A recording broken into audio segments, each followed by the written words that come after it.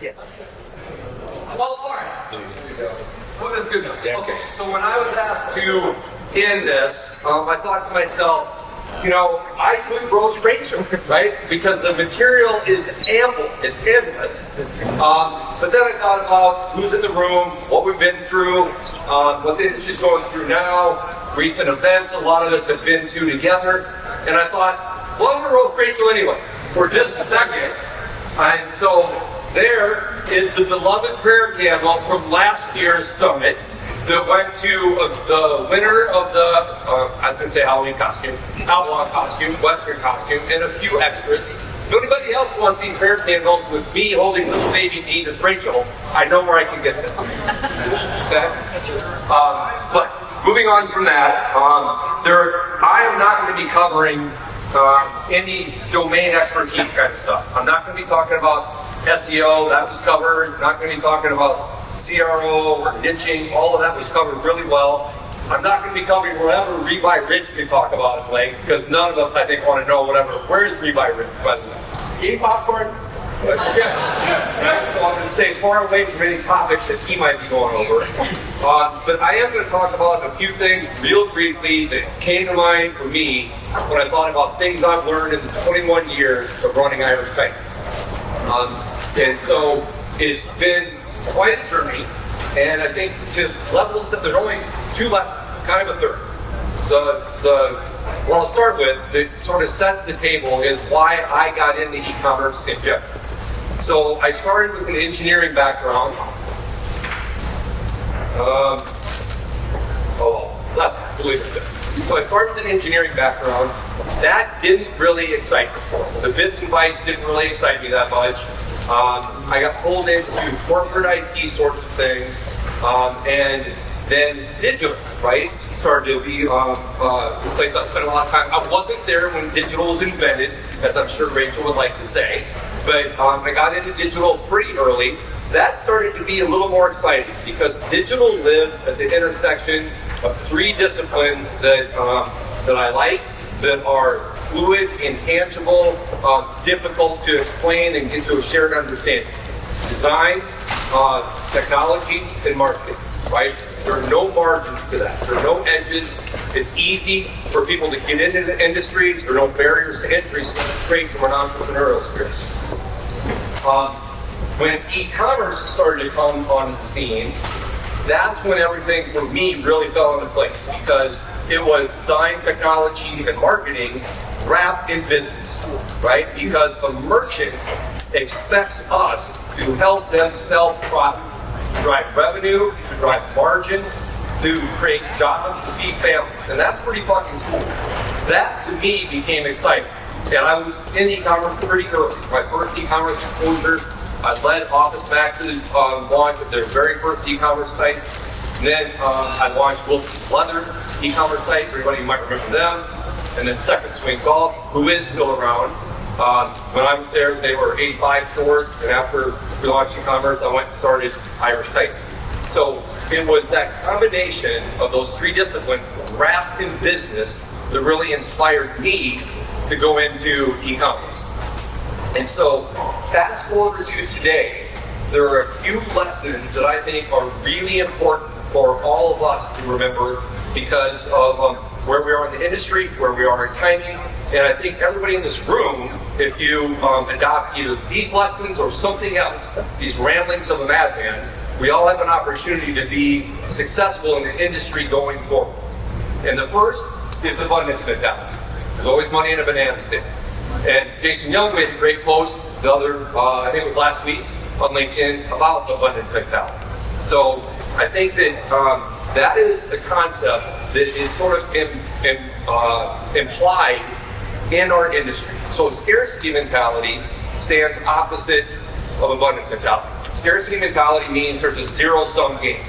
If I win, you lose. If you lose, if you win, I lose. There's only so much opportunity to go around.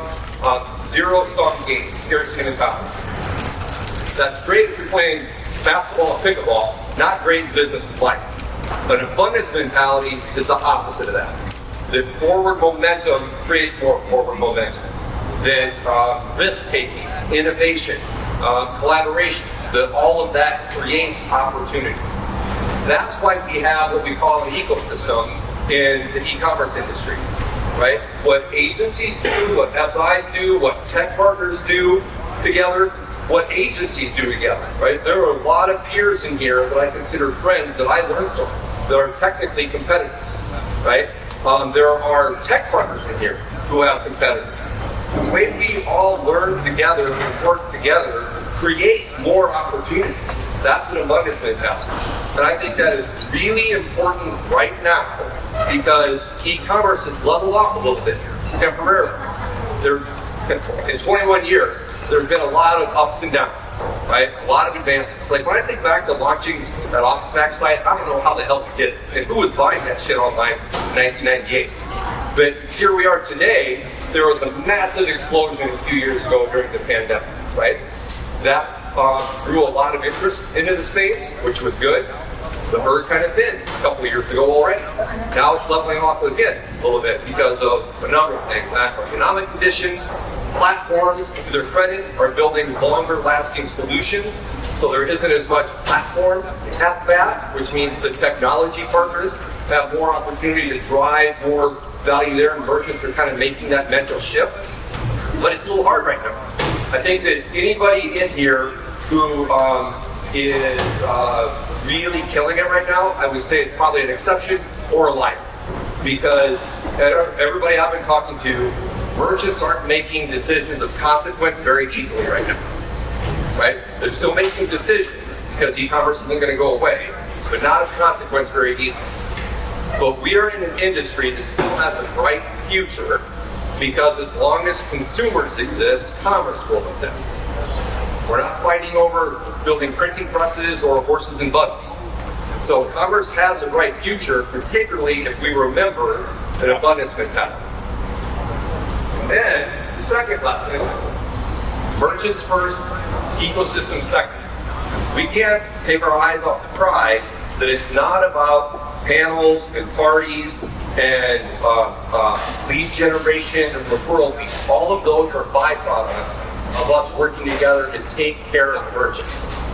Those are what's important. Not prayer candles. That stuff's fun, and I'm a big believer in fun. But one of the reasons Rachel and I get along, besides the fact that we're both equally Irish, is that we offer to pay for 23 days. Yeah, she's right. I won't take one of those DNA tests because you only go down, at least in America, with what we've been told. And I'm 3/4 Irish by American standards. I can't rebrand my company in European type. I'd have to buy a whole different wardrobe too. So all I have is free. But anyway, where was it? The fun is, I think, prevalent and easy for us to adopt. Fun does not have to be mutually exclusive from the work that we do, particularly if you think about design, marketing, technology, etc. Our industry, I think, is well suited for having fun while we work. But that really only works in the long term if you remember it's about merchants first, ecosystem second. Right? So all the fun we're going to have tonight, all the fun that we've been having, the fun we had at e-tail or Shopbox, whatever all those events are, that's all great. And that creates a lot of opportunity, helps us double down on that abundance mentality, creates relationships. But those of us who've been in the space for a long time recognize how that all works if we figure out how we're working together to advance merchants. Right? And the people who aren't in the space for very long are the ones that don't figure that out and think it is just about the panels and parties. Right? Panels and parties are fun, but if you can figure out how to navigate that to actually take care of merchants first, ecosystem second, that's how you stay in the industry and become one of the leaders within it. Okay? Now, lastly. Okay, so those were the two lessons. Abundance mentality, merchants first, ecosystem second. We're going to land really easily here, so we're going to start with a quick refresher and some Gaelic terms, right? So, left to right, sláinte, crack, and rerun. A lot of people see sláinte all the time. That's like on hats and shirts, you see it at bars. That's how it's pronounced, sláinte.